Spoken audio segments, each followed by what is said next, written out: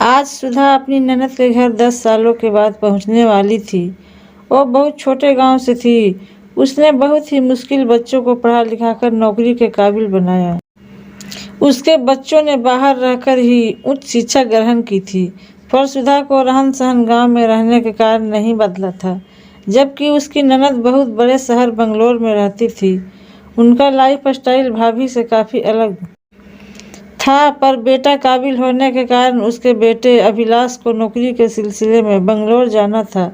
उसकी कंपनी में ट्रेनिंग थी। उसके लिए कंपनी की ओर से होटल में रुकने की व्यवस्था थी। अभिलाष को लगा कि माँ मेरी ट्रेनिंग के दौरान बुआ के साथ रह लेगी। वैसे भी माँ कहीं नहीं घूमी है, बुआ के साथ बंगलोर घूम लेगी और उनका मिलना भी हो जाएगा। उसकी ननद की अपने भाई से औपचारिक बातें होती थी। इस तरह सुधा अपने बेटे के साथ ट्रेन का सफ़र करके ननद के घर पहुंच गई। आई है, वो चाहती तो अभिलाष भैया के साथ होटल में भी रुक सकती थी। जहां अभिलाष भैया के लिए इंतजाम था, वे वहां क्यों नहीं रुकी। तब ननद बोली, हाँ हाँ, फालतू में बिना वजह अपने यहाँ आ गई। तभी रिंकू भी बोला, हाँ हाँ मम्मी, उनका फ़ोन ही तो पापा ने रिसीव किया होगा। आपकी उनसे आने के बारे में बात नहीं हुई क्या। तब वो इतना सुनकर सोचने लगी, ये हमारी वही ननद रानी है जो हर साल मायके में आकर 10-15 दिन रह कर जाती थी। आज मेरा पहली बार मौका पड़ा तो इनके मन में यह सब है। इन लोगों को मेरा आना अखर रहा है। कितना बहुत कुछ नहीं किया रानू दीदी के लिए, और आज ये सब सोच रही है। उनका रिंकू और रिंकी की डिलीवरी के बाद आकर आराम करना मायके में, ठस्से से रहना, और आज यह जब मायके में होती तो मैं उनके मन का कितना कुछ बना बना कर खिलाती थी। इनके लिए वो गांव में आना, नानी के यहाँ हर फरमाइश को पूरा करना, छुट्टी का मज़ा लेना कितना आसान था। पर आज मैं जब पहुंची तो यह रवैया।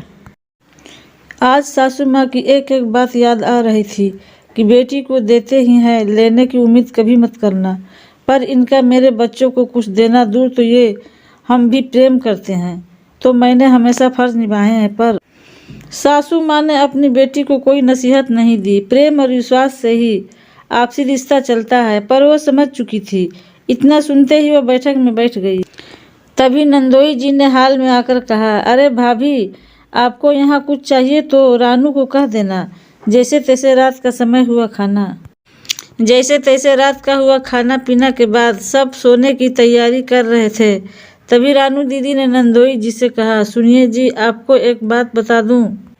कल मेरी किटी है। आप भाभी को उसी होटल में छोड़ आना जहां अभिलाष रुका है। मैं नहीं चाहती कि वो भाभी अकेली हमारी घर में रहे। तब बेटू रिंकू बोला, मम्मी मामी तो गांव की है, उन्हें शहरी और तौर तरीके नहीं आते हैं, इसीलिए किचन में मत आने देना। पता चले उन्हें सब कुछ यूज करना न आए और नुकसान कर दे। तभी रिंकी बोली, हाँ भैया, मामी खाना बनाए तो कहीं अधिक अच्छा खाना बनाने के चक्कर में अधिक तेल मसाले न डाल दे। मुझे भी कोलेस्ट्रॉल नहीं बढ़ाना। पता चले मेरा डाइट प्लान की टाई फिश हो। पता चले कि गांव जितना घी वाला ही आलू हलवा बना दे।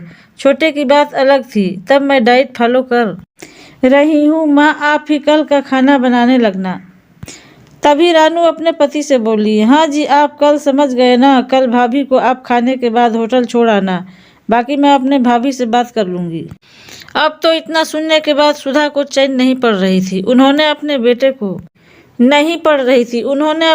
को रात में सोने के समय फ़ोन मिलाया और कहा, बेटा अभिलाष, तेरी कल कितने बजे की ट्रेनिंग होगी? क्या मैं तेरे साथ उस होटल में रुक सकती हूँ?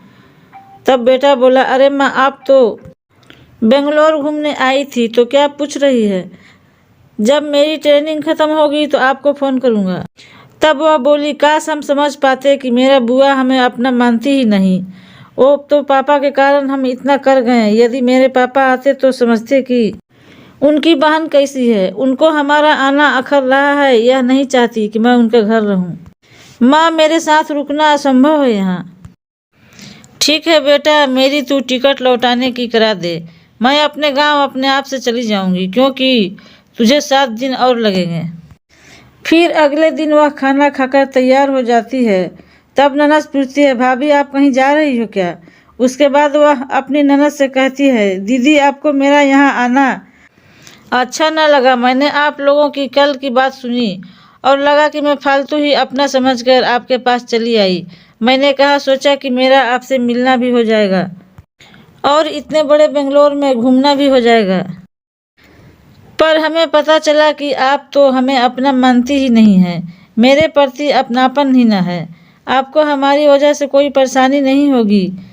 अब की बार सही, अब मेरा बेटा ही अगली बार घुमा देगा।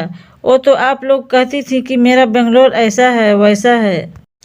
बस बेंगलोर घूमने की हसरत मन में हो गई थी, इसीलिए सोचा आप लोग मेरे अपने हैं, आपके साथ घूम लूँगी। पर मेरे समझने ही मेरी गलती हो गई। आप दिल से बहुत छोटी रह गई। काश पहले वो तेरे भैया तुझे समझ पाते, वो मुझे कभी न भेजते। आज समझ में आ गया कि हम लोग गांव से हैं, पर बेटे को पेट काट काट कर बड़े लोगों के साथ उठने बैठने लायक बना दिया है। वो भी हमें एक दिन घुमा ही देगा। मेरी शाम की लौटने की ट्रेन है। अब आप हमसे भी आगे की कोई उम्मीद मत रखना। जब तक सासू माँ थी तब तक आपने मैके में खूब अधिकार जताया और अब करने की बारी आई तो हम पराये हो गए। इतना कहना सुनकर रानू दीदी बोलने लगी, भाभी आप कैसी बातें कर रही हैं? वो तो हमारी किटी बड़ी होटल में थी, तो आप वहाँ क्या करती? आपने कभी किटी खेली तो है नहीं, और तो और घर में अकेली बोर हो जाती। तब वह बोली, दीदी जहाँ अपनापन होता तो परायापन नहीं लगता। मैं हक से यहाँ रहती, आप भले ही अपनी किटी में चली जाती। आप हमेशा मायके आती रही। आपने वहाँ जन्म लिया तो वो घर हमने पराया न लगने दिया, पर आज यहाँ आकर समझ गया कि आप तो हमें अपना मानती ही नहीं है। अगर मैं कानों ना सुनती तो विश्वास ही नहीं होता। खैर अच्छा हुआ जो हुआ। अब हमें भी अपनी तरफ से पहल नहीं करनी पड़ेगी, क्योंकि ताली दोनों हाथों से बजती है।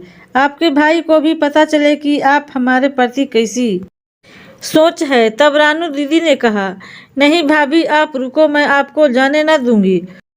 तब सुधा भाभी ने कहा, दीदी औपचारिक होने की जरूरत नहीं है। जो कहना था वो आप और आपके बच्चे के मुख से काफ़ी सुन चुकी हूँ। आखिर आपकी हिम्मत कैसे हुई जीजा जी से कहने की, मुझे अभिलाष के साथ होटल भेजा कि मैं तब सब सुन चुकी हूँ। अब हमसे रुका न जाएगा। दीदी माना कि आपके पास पैसा बहुत है, पर दिल बहुत छोटा है। देखना पैसा ही हर समय काम नहीं आता। एक दिन देखना आपको रिश्तों की भी कद्र होगी। हमारे पास भी भगवान की दया से सब कुछ है। हमारे पास बच्चों ने साथ दिया तो शहरी और तरीका आ जाएगा। इस तरह वह बंगलोर घूमने की इच्छा लिए ही गांव लौट गई और ननद ने कुछ नहीं किया। इस तरह कैसे मायके में हक जमाने वाली ननद ने ही उसे पराया कर दिया। दोस्तों, अपने खास रिश्तों को सहेजते ही अवस्था होती है, क्योंकि बुरा वक्त में अपने ही काम आते हैं। पर आपसी रिश्तों में जहाँ प्यार, विश्वास और अपनापन न हो तो वहीं उनको खत्म कर देना चाहिए। नमस्कार दोस्तों, हमारी इस YouTube चैनल में आप सभी को बहुत बहुत स्वागत है। मैं आप लोगों के लिए लेकर आई हूँ बहुत ही खूबसूरत कहानी। अगर आप हमारे चैनल पर नए हो तो चैनल को सब्सक्राइब कर लो और बेल आइकन को भी प्रेस कर लो, ताकि आने वाली वीडियो का नोटिफिकेशन आप सभी के पास पहुँचता रहे। धन्यवाद।